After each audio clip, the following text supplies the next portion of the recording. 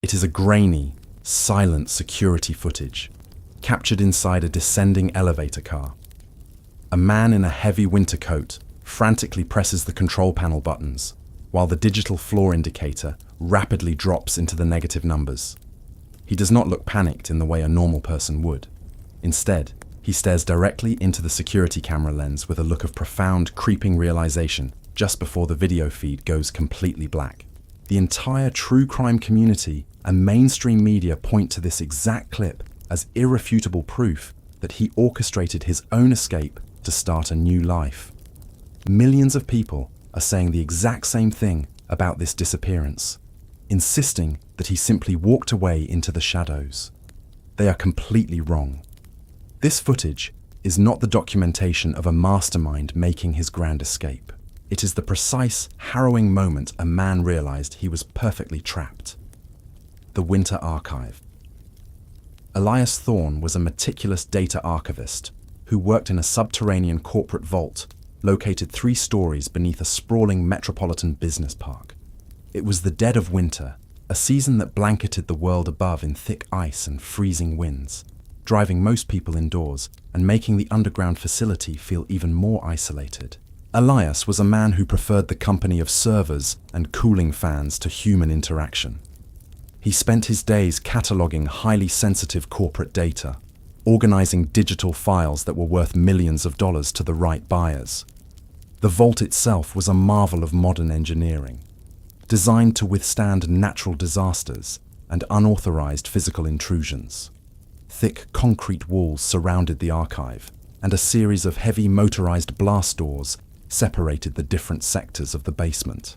The environment was strictly controlled, from the precise temperature required to keep the server racks from overheating to the specialized keycard scanners that tracked every single movement of the staff. Elias thrived in this clinical, predictable space. He found a sense of peace in the rigid protocols and the absolute certainty of the digital systems that governed his workday. He was known among his few colleagues as a private individual, someone who bordered on paranoid when it came to his personal information. He taped over the webcams on his devices, used complex encryption keys for his personal correspondence, and never spoke about his life outside of the office. This extreme dedication to privacy makes the circumstances of his vanishing all the more unsettling. When the local authorities first began their investigation, they were immediately confronted with a spatial impossibility. The underground vault was a classic locked room scenario, updated for the modern technological age. There was only one elevator that led down to the archive, and the stairwell was secured by a heavy steel door that could only be opened from the inside, or with an authorized high-level MasterCard. Every entrance and exit was covered by high-definition cameras equipped with infrared sensors. Yet, Elias Thorne went down into the vault on a Tuesday evening and simply ceased to exist within the physical space.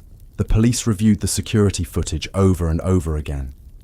They watched Elias swipe his badge at the main entrance, step into the elevator, and descend into the archive sector. There was no footage of him ever coming back up. The camera feeds from the exterior of the building showed no one leaving through the loading docks or emergency exits. The motion sensors in the ventilation shafts, which were far too small for a human to crawl through anyway, recorded 0 activity. The physical impossibility of his escape baffled the lead investigators, forcing them to consider that their fundamental understanding of the crime scene was flawed. We build fortresses of steel and silicon to keep the outside world at bay, trusting that these systems will protect us from harm. But this case proves that our modern reliance on absolute digital security can instantly transform a sanctuary into an inescapable prison. When you hand over the control of your environment to a centralized computer network, you also hand over your freedom to whoever controls that network, the erased man. The physical search of the underground facility yielded absolutely nothing, so the detectives shifted their focus to Elias's personal belongings, which were still sitting exactly where he left them on his desk. His winter coat was draped over the back of his ergonomic chair. His keys were sitting next to a half-empty mug of stale coffee. Underneath the desk sat his personal server tower, a custom-built machine wrapped in an unassuming black metal case. The detectives knew that this machine likely held the answers to the mystery, provided they could break through the heavy encryption Elias was known to use. Exactly 48 hours after Elias vanished into thin air, 2 lead investigators were standing physically inside the sealed underground office room, waiting for a specialized cybercrimes unit to arrive and transport the server to a secure laboratory. The room was perfectly quiet, save for the low hum of the building's central air conditioning. Without warning, the screen on Elias's monitor flickered to life, bathing the dim room in a harsh blue light. The detectives stepped forward, initially thinking that someone had bumped the mouse or that the computer was waking up from a scheduled sleep cycle. Instead, they saw a command prompt window open entirely on its own. Lines of code began scrolling down the screen at a dizzying pace. Before the investigators could even comprehend what they were looking at, a progress bar appeared in the center of the monitor. It was a secure deletion protocol, a military-grade data wiping software that overwrote the hard drive with random strings of zeros and ones, making data recovery completely impossible. The detectives yelled for someone to pull the power plug, but the tower was secured to the desk with a heavy commercial lock, and the power cable was routed through a reinforced steel conduit bolted into the concrete floor. They were forced to stand there in the underground vault and watch the deletion progress bar climb from 10% to 50% and finally to 100% in real time. They were completely powerless to stop it. The remote wipe was executed with surgical precision, erasing Elias's entire digital existence, while the authorities were literally standing on top of his machine. This was the moment the investigation shifted from a missing persons case to a high-stakes hunt for a digital phantom, the illusion of privacy. To understand who would possess the immense technical capability and the specific motivation to execute such a flawless remote deletion, the Cybercrimes Unit had to reconstruct Elias's digital footprint from external sources in the weeks leading up to the main event. They subpoenaed his internet service provider, combed through his bank records, and managed to recover fragments of emails he had sent to an anonymous privacy forum hosted on an encrypted network. These fragmented data logs painted a deeply disturbing picture of a man descending into absolute terror. Elias was not a quirky, private individual. He was being hunted, and he knew it. In the 3 weeks before his disappearance, Elias began posting increasingly frantic messages on the forum about a perceived stalker. He detailed small, almost imperceptible changes in his environment that convinced him someone was watching him. He claimed that the smart lights in his apartment would adjust their brightness by a few percentage points without his input. He noticed that the temperature in the subterranean corporate vault was fluctuating, making the air feel thick and uncomfortable, even though the building's centralized management system reported a steady temperature. Elias believed that his stalker was not a person hiding in the bushes outside his window, but an entity living inside the network architecture that surrounded him. The suspect pool for a crime of this nature was incredibly small. The police turned their attention to the corporate structure of the archiving firm, specifically focusing on the internal technology department. They found a rogue system administrator who had the highest level of security clearance in the entire building. This administrator held the master credentials for the central network, giving him unhindered access to the security cameras, the electronic door locks, the employee communication channels, and the environmental controls. We walk through life believing that a locked door and a drawn curtain provide us with absolute safety, but we are completely oblivious to the massive web of interconnected devices that monitor our every move.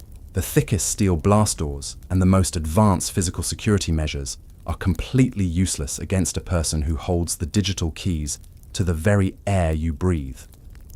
The administrator was brought in for questioning, but he remained calm and cooperative, providing an airtight alibi and pointing out that the corporate network was robust enough to withstand external hacking attempts, but also complex enough that an internal error could easily look like sabotage.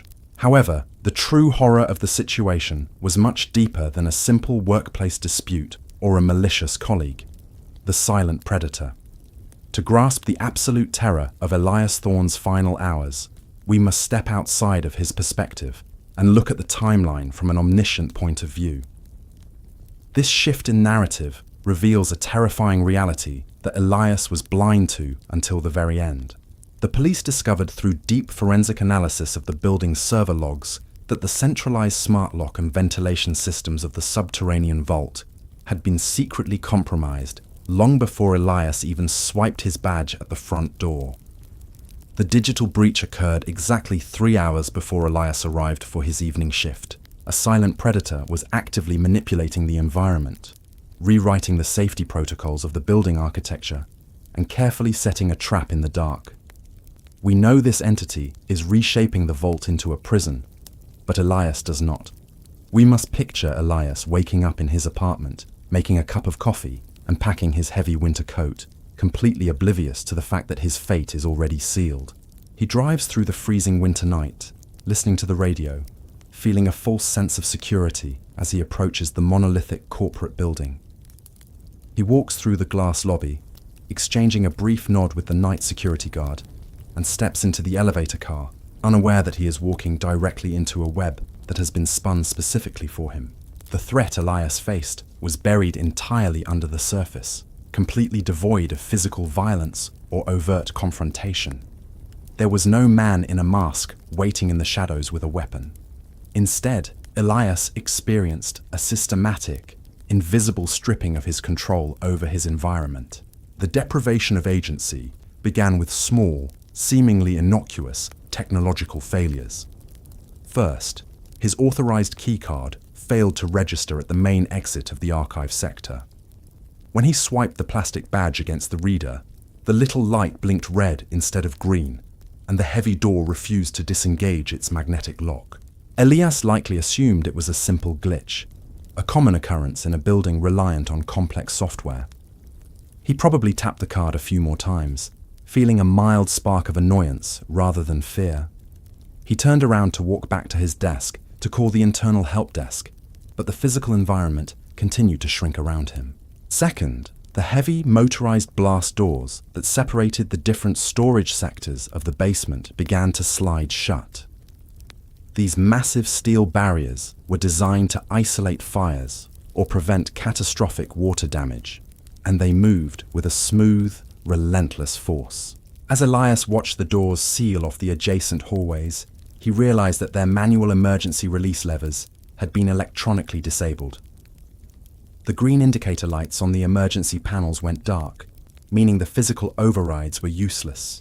He was being corralled into a smaller and smaller space, guided by an invisible hand that controlled the building's central nervous system. Finally, Elias picked up the landline phone on his desk, intending to bypass the computer network and call the emergency services directly.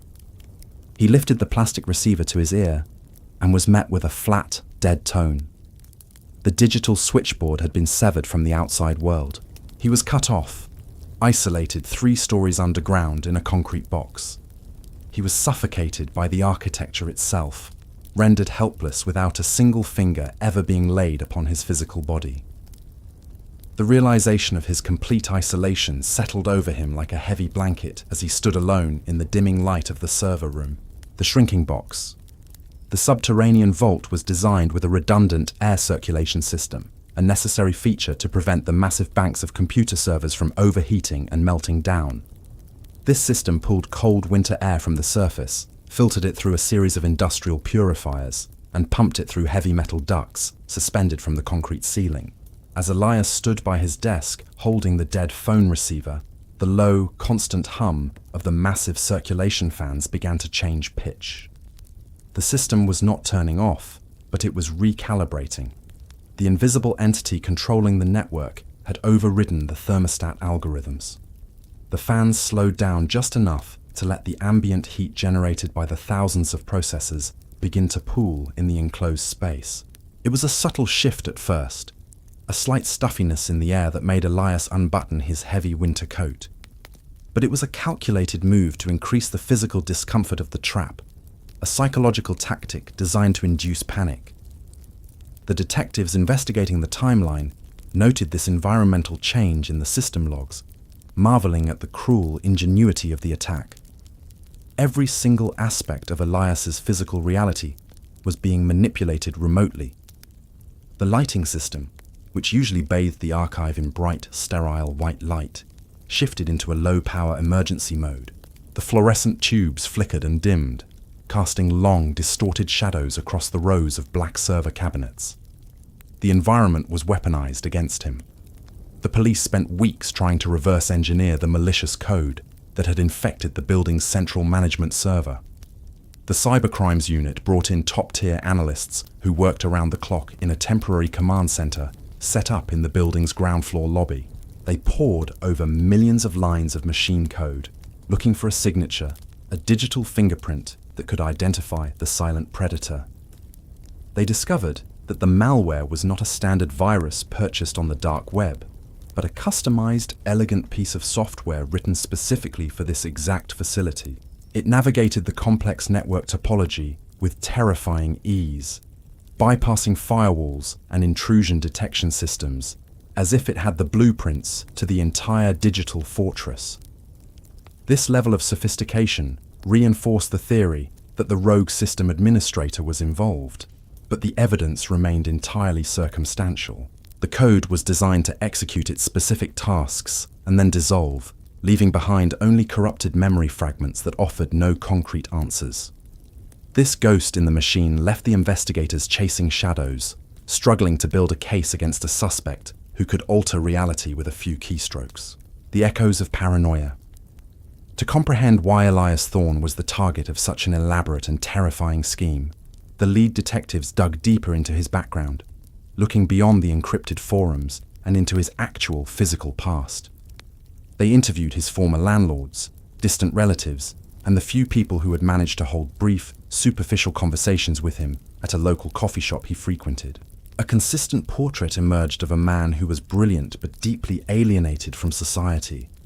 Elias possessed an intellect that was heavily skewed towards systems and patterns, making him an exceptional data archivist, but a terrible participant in normal human relationships. He viewed the world as a complex machine that was constantly on the verge of breaking down, a perspective that fueled his obsessive need for privacy and control. Several years prior to his job at the corporate vault, Elias had worked as an independent security consultant, auditing the digital defenses of small financial firms. During this time, he became fixated on the vulnerabilities inherent in the Internet of Things, the growing network of everyday devices connected to the web. He wrote extensive rambling manifestos on obscure technology blogs, warning that humanity was blindly building a digital prison, installing connected cameras, microphones, and locks in their own homes, without understanding the immense danger they posed. He argued that convenience was the bait, and total surveillance was the trap. His writings were largely ignored or dismissed as the paranoid ramblings of a conspiracy theorist, but the tragedy of his disappearance proved that his deepest fears were justified. His extreme isolation was a defense mechanism, a way to limit his exposure to a world he believed was inherently compromised. He chose to work the night shift in a subterranean bunker because it was one of the few places left on Earth where he felt he could control his own environment. He surrounded himself with thick concrete walls, heavy steel doors, and localized closed-loop networks. He built his entire life around the concept of physical and digital security, constructing a fortress that he believed was impenetrable. But the terrible irony of his situation was that the very defenses he relied upon were turned into the bars of his cage. The detectives realized that whoever hunted Elias did not just want to harm him physically, they wanted to destroy his worldview.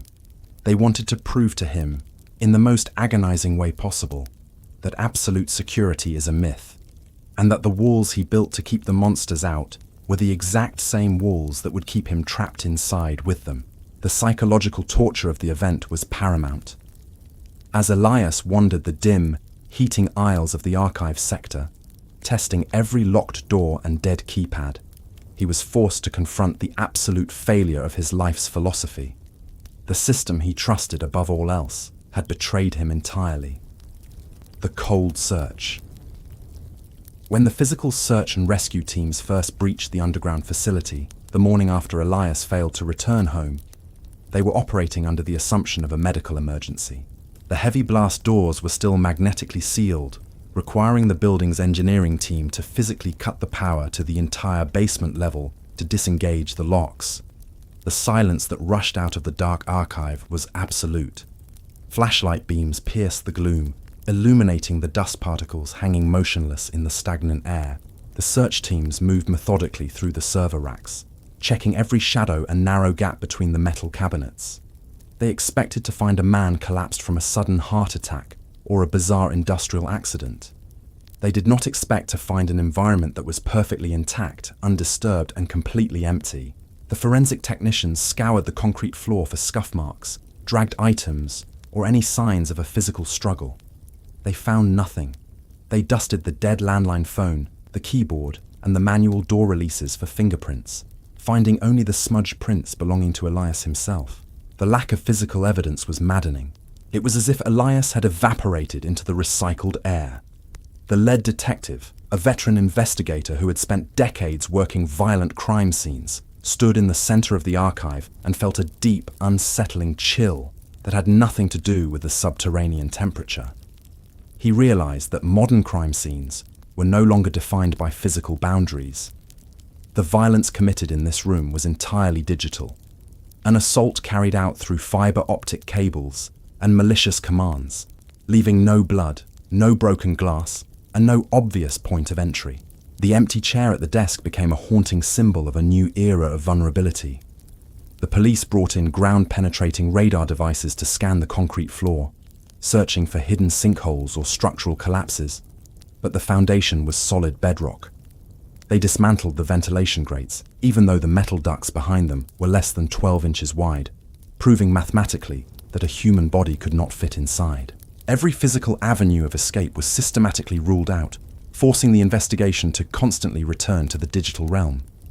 The realization that a human being could be erased from a sealed room without leaving a single trace of their departure fundamentally challenged everything the investigators knew about reality. The subterranean vault remained a silent tomb, holding on to its secrets while the authorities desperately tried to decipher the ghost story written in the building's server logs. The invisible walls that trapped Elias Thorne were still standing, long after the man himself had vanished into the machine. The architecture of routine. To appreciate the devastation of the trap, it is necessary to examine the rigid architecture of Elias's daily routine. He was a creature of habit, finding immense comfort in the predictable repetition of his schedule. Every single day, he arrived at the massive glass doors of the corporate building at exactly 8:45 in the evening. He always wore the same heavy, charcoal grey winter coat, regardless of whether it was snowing heavily or just freezing cold. He would swipe his badge at the exterior reader, wait for the heavy mechanical click of the glass door unlocking, and walk across the polished marble floor of the lobby. He exchanged the exact same brief, wordless nod with the night security guard, a man named Marcus, who had worked the desk for 5 years without ever having a full conversation with Elias. The elevator ride down to the subterranean vault took exactly 42 seconds. Elias timed it once just to know. When the elevator doors opened into the concrete basement, he would walk down a long, stark white hallway, pass through the first set of heavy blast doors, and enter the main archive sector.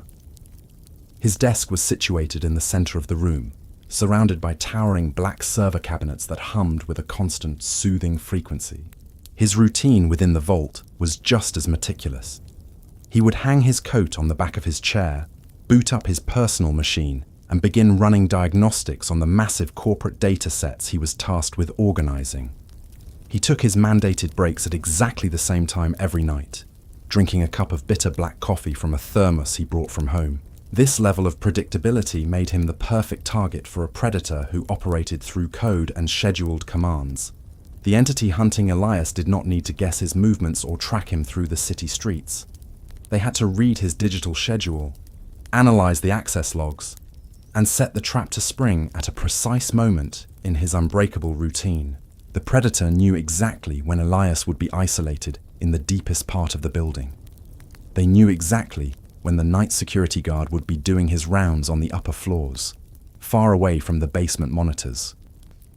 They weaponized Elias's own predictability, turning his comforting routine into a meticulously choreographed march toward his own disappearance. The tragedy lies in the fact that Elias believed his rigid schedule kept him safe from the chaos of the outside world, when in reality, It provided a perfect, unvarying target for the unseen enemy waiting in the network. The very habits he cultivated to protect himself became the exact mechanisms used to orchestrate his downfall. Every swipe of his badge, every keystroke on his terminal, and every cup of coffee poured at midnight was just another data point used to build the invisible cage that would eventually hold him tight. The fragmented trail. The cybercrimes unit spent weeks staring at the corrupted memory fragments left behind on the central management server. They treated the digital debris like a physical crime scene, sifting through millions of lines of basic machine code to find a single thread of truth. The initial assumption remained that Elias Thorne sat frozen at his desk while an invisible predator manipulated the environment around him. The investigators believed he was paralyzed by the realization of his confinement, waiting in the glow of his monitors as the air grew thick and the blast doors sealed him away from the world. This assumption crumbled when a forensic data analyst managed to unearth a hidden partition on a secondary backup drive. This drive recorded internal network traffic, specifically the pinging of employee keycards against the proximity readers mounted throughout the facility. The data analyst discovered that Elias did not stay at his desk. He did not freeze in terror as the invisible walls closed in around him. The keycard logs painted a picture of a man moving with absolute purpose through the deepest, most restricted areas of the subterranean vault. The police brought out the digital floor plans of the facility and began to map out his movements using the recovered network pings. The trail started at his main workstation in the central archive sector. The first ping registered at the heavy steel door leading to the eastern auxiliary hallway. This hallway was a bleak, windowless corridor lined with heavy electrical conduits and massive water pipes that fed the building's fire suppression system. The security cameras in this specific corridor were listed as non-functional in the building's maintenance logs, meaning Elias was moving through a blind spot. The second ping registered 5 minutes later at a junction box near the secondary power generators. The third ping registered near a dead-end storage closet filled with old, discarded server racks and tangled piles of Ethernet cables. The investigators realized that Elias was navigating the subterranean space with an intimate knowledge of its blind spots and physical layout. He was moving away from the main exits, traveling deeper into the bowels of the building, where the concrete walls were thickest and the network coverage was the weakest. The data logs revealed a frantic but calculated progression through the sub-basements. He was not a cornered animal looking for a way out. He was a man following a very specific, predetermined path that the modern security system could not fully comprehend. The physical search teams were called back into the underground facility to retrace this digital trail. They walked down the eastern auxiliary hallway, shining their flashlights over the thick electrical conduits and sweeping the dust on the floor for footprints. They reached the dead-end storage closet where the final keycard ping was recorded. The closet was nothing more than a concrete alcove filled with heavy metal debris. The walls were solid cinderblock, and the ceiling was a dense grid of steel reinforcement beams. There was no door, no hidden panel, and no conceivable physical exit. The physical impossibility of his disappearance reasserted itself, frustrating the lead detectives who felt they were chasing a ghost through a maze of wires and concrete. They had absolute proof that Elias walked into this dead-end closet on the night he vanished, but the physical reality of the room dictated that he could never have left it. The investigation stalled against the immovable force of the building's architecture. They needed to understand the bones of the structure, not just the digital skin that covered it. The forgotten blueprint. The modern digital schematics provided by the corporate archiving firm showed the dead-end storage closet as the absolute physical boundary of the subterranean facility. According to the computer models, there was nothing beyond that cinderblock wall, except hundreds of tons of compacted earth and bedrock. The lead detective decided to ignore the modern computer models and look into the physical history of the building itself. He sent a pair of investigators to the municipal city planning office to dig through the decades-old analog archives. They descended into a basement filled with metal filing cabinets and dusty cardboard boxes, searching for the original architectural plans from the era before the corporate firm retrofitted the structure. They found a series of large, rolled-up paper blueprints dated 30 years prior to the current investigation. These yellowed, fragile documents revealed a massive discrepancy between the building's original design and the modern digital map. The original plans showed that the underground facility was initially constructed as a secure data storage site for a telecommunications monopoly. To manage the immense heat generated by the ancient mainframe computers, the original architects installed a colossal primary cooling system. This system featured a massive industrial fan mounted in a vertical concrete silo that extended from the sub-basement all the way up to an exhaust vent on the roof of the building. The paper blueprints revealed a critical detail that had been erased during the modern corporate renovation. There was a narrow, vertical maintenance shaft built directly into the concrete wall of the dead-end storage closet. This shaft was designed to allow mechanics to access the lower bearings of the massive cooling fan. When the modern corporate archiving firm took over the building and installed state-of-the-art liquid cooling systems, they deemed the old industrial fan obsolete. They sealed the exhaust vent on the roof, abandoned the vertical silo, and built a cinderblock wall over the access hatch in the storage closet. The digital cartographers who mapped the modern facility never bothered to include the sealed shaft in their schematics. The search teams returned to the dead-end storage closet, equipped with heavy sledgehammers and concrete saws. They demolished the false cinderblock wall, kicking the heavy grey blocks out of the way to reveal the original rusting steel access hatch hidden behind it. The heavy iron wheel on the hatch was stiff with decades of disuse, requiring 2 grown men to force it open. The heavy metal door swung wide, revealing a pitch-black, vertical tunnel lined with corroded metal ladder rungs. The air inside the shaft was stale and smelled of ancient grease and damp earth. The investigators shined their heavy tactical flashlights up into the darkness, illuminating the vertical climb that bypassed every single modern security camera, motion sensor, and locked door in the entire facility. The forgotten maintenance shaft connected the deepest part of the secure vault directly to the abandoned cooling fan silo, offering a physical bridge over the digital walls. They had found the exact path Elias took to vanish from the locked room. They found the secret exit, but the discovery only deepened the profound mystery of his fate.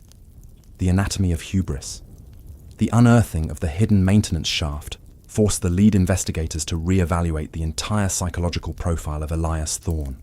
The narrative of the terrified victim, hunted by a malicious stalker, began to crack under the weight of this new physical evidence.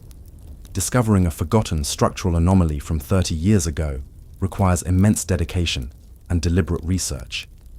Elias did not stumble upon the access hatch by accident during a panic attack.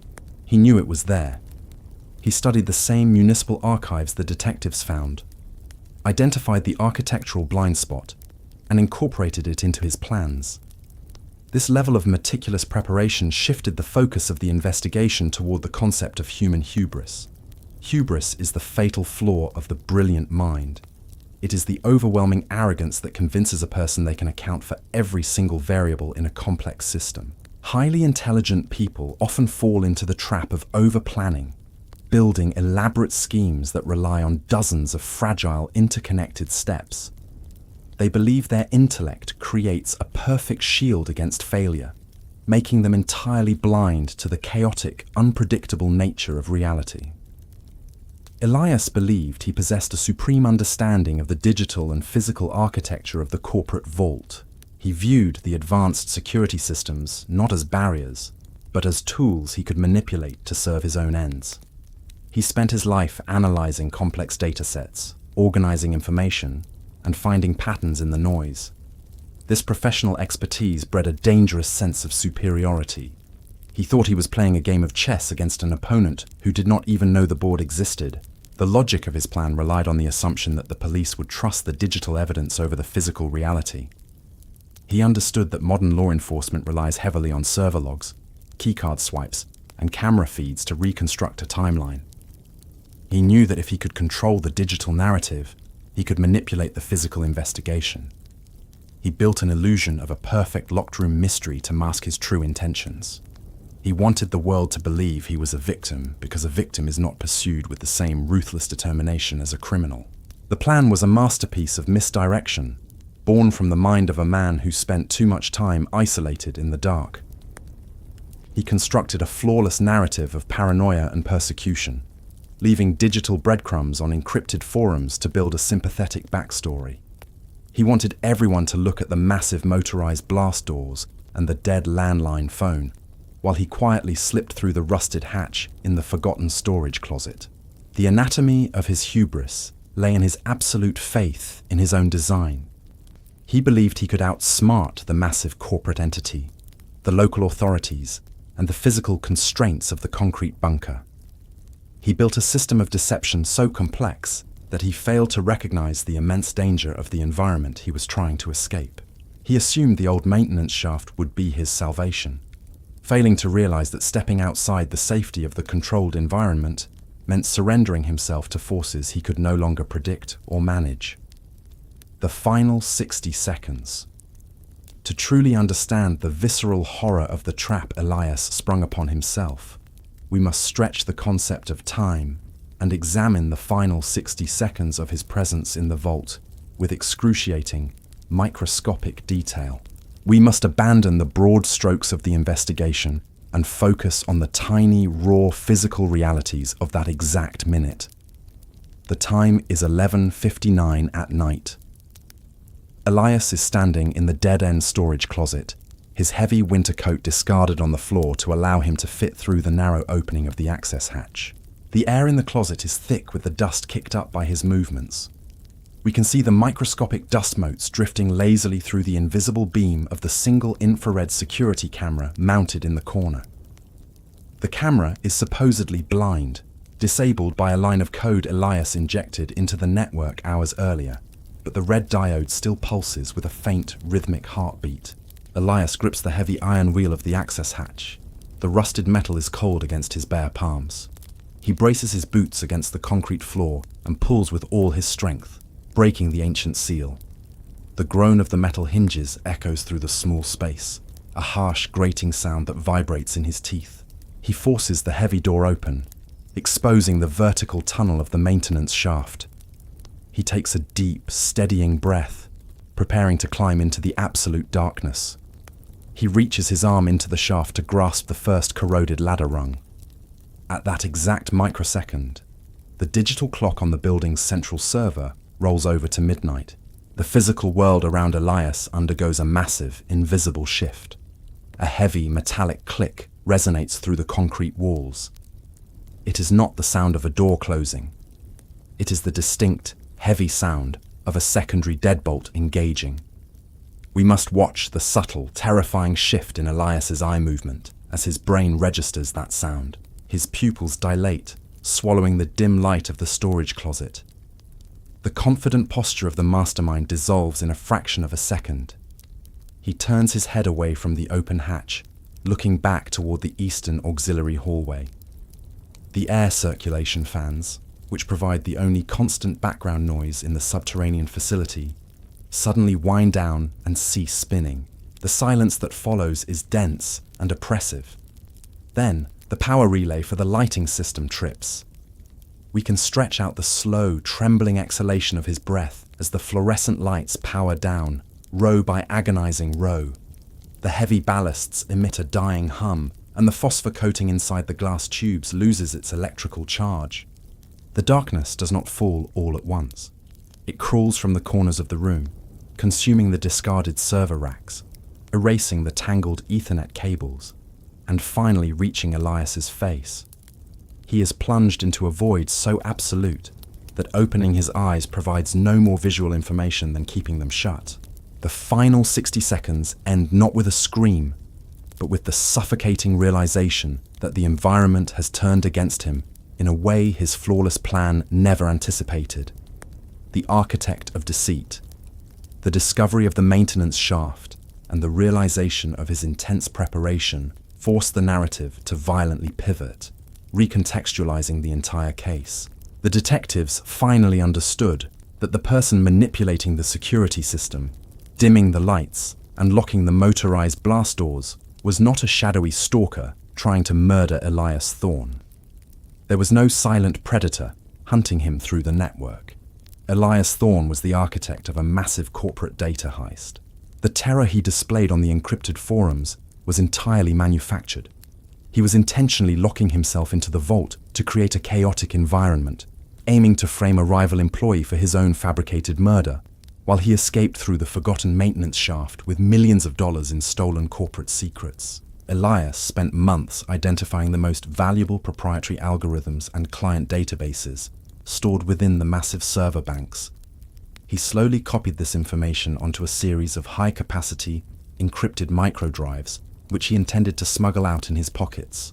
The sheer volume of the data required a distraction of epic proportions to avoid detection by the automated corporate auditing software. The rival employee he targeted was the rogue system administrator the police had initially suspected. Elias despised this administrator, viewing him as an arrogant obstacle who held the keys to the kingdom, but lacked the intellect to appreciate the power he wielded. Elias painstakingly forged digital footprints, routing his own malicious commands through the administrator's terminal to make it look like the admin was sabotaging the environmental controls.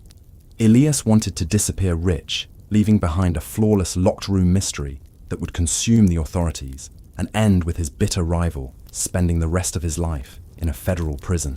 The brilliance of his deceit lay in the manipulation of physical evidence to support a digital lie. He knew the police would find the severed landline phone and the deactivated manual door releases. He wanted them to find the temperature fluctuations in the server logs. Every single anomaly was a brushstroke in a masterpiece of framing. He intentionally swiped his badge at the sealed exit doors to create a record of a man trying to escape. He pressed the buttons on the descending elevator to leave a final, haunting image on the security camera before he cut the feed. He was directing a play, controlling the actions of the invisible stalker to ensure the audience reached the exact conclusion he desired. The sheer audacity of the heist was breathtaking. He weaponized his own disappearance, turning his presumed death into the ultimate smokescreen. He was not the victim of a technological nightmare. He was the monster hiding behind the code. The midnight update, the perfect plan shattered against the immovable rock of corporate bureaucracy. The tragedy of Elias Thorne's disappearance does not stem from a miscalculation in his code or a failure of his intellect. It stems from a routine automated process that he had absolutely no control over. Elias designed his escape timeline to culminate exactly at midnight. He planned to open the rusted hatch, climb the vertical maintenance shaft, and reach the abandoned roof vent under the cover of darkness. He manipulated the internal door locks to trap the imaginary stalker inside the vault, ensuring the police would find a sealed environment. He relied on the specific mechanical design of the motorized blast doors, knowing he could use a localized command prompt to keep them shut. However, at exactly 12 o'clock, the central corporate office located thousands of miles away pushed an automated, unannounced firmware update to the entire network of the facility. This was a standard security patch designed to upgrade the encryption protocols of the smart lock controllers. The firmware update initiated a mandatory reboot sequence across all connected devices. When the smart locks rebooted, they defaulted to their highest security setting, a protocol designed to secure the vault in the event of a catastrophic power failure or a massive cyber attack. The update wiped the temporary commands Elias had injected into the system. More importantly, the firmware patch permanently bricked the mechanical override circuits on the heavy steel doors. The doors transformed from electronic barriers into solid slabs of immovable steel. The deadbolts engaged with permanent, unyielding force. The physical mechanism that allowed the doors to be opened from the inside was electronically severed from the latch. Elias was standing in the dead-end storage closet, listening to the lights power down, completely unaware that his own digital manipulation had been overwritten by a mindless, automated script.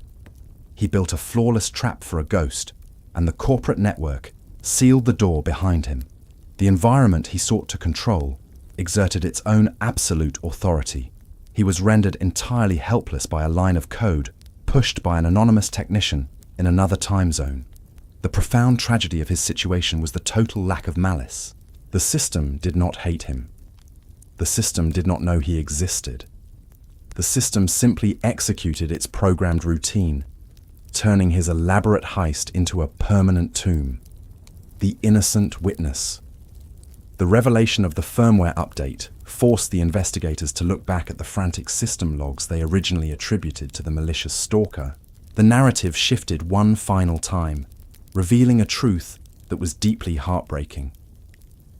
The police found hundreds of desperate commands entered into the system management console during the hours Elias was trapped in the dark. Someone was furiously typing lines of code, trying to reboot the ventilation fans, force open the blast doors, and restore power to the lighting grid. The investigators initially believed this was the killer playing a cruel game of cat and mouse, mocking the trapped victim. The truth was far more tragic. The frantic commands were not the work of a predator. They were the desperate rescue attempts of an innocent witness. The commands originated from the terminal of David, the night shift IT worker stationed on the ground floor of the building. David was a quiet, unassuming man who spent his nights monitoring the network traffic and drinking bad coffee. He noticed the system acting erratically when Elias first began injecting his malicious code to frame the system administrator. David saw the blast doors sealing and the environmental controls failing. He saw that Elias Thorne was logged into the subterranean archive. David did not know about the data heist. He did not know about the complex framing plot or the hidden maintenance shaft. He only knew that the system was crashing and a man was trapped 3 stories underground in a sealed concrete box. David panicked. He spent the next 3 hours fighting a losing battle against the network architecture, typing frantic override commands and trying to bypass the bricked firmware. He tried to call the dead landline phone. He tried to manually trip the fire alarm to force the doors open. Every single log the police interpreted as an attack was actually David desperately throwing himself against the digital walls to save a man he barely knew. David's frantic actions were the only source of humanity in the entire sterile technological nightmare. He was the innocent witness who watched a man bury himself alive, entirely powerless to stop the machine from completing its grim task. The flawless box. The investigation concluded with the grim understanding that Elias Thorne never made it out of the sub-basement. He climbed into the vertical maintenance shaft just as the firmware update bricked the facility. The physical search teams eventually climbed the rusting ladder rungs and found the rusted exhaust vent on the roof. The vent was welded shut from the outside, a detail Elias missed in the old municipal blueprints. He climbed 100 feet in the dark, clutching his stolen data, only to hit a ceiling of solid iron. He could not go forward, and the electronic locks meant he could not go back. He trapped himself in a flawless, impenetrable box of his own design. He manufactured his own disappearance and became the victim of his own terrifying genius. The massive motorized doors, the complex network protocols, and the silent cooling fans remained indifferent to his fate, continuing their routine long after he stopped fighting in the dark. Elias designed the perfect locked room mystery, only to discover too late that the ultimate tragedy of building an impenetrable fortress is that eventually you become the only thing left inside it. But while Elias's digital tomb was sealed entirely by accident, there are other cases where the system is manipulated with absolute, malicious intent to bury the truth forever. To see exactly how a deliberate cover-up hides the darkest secrets in plain sight, click the video on your screen right now for The Footage They Tried to Erase Forever.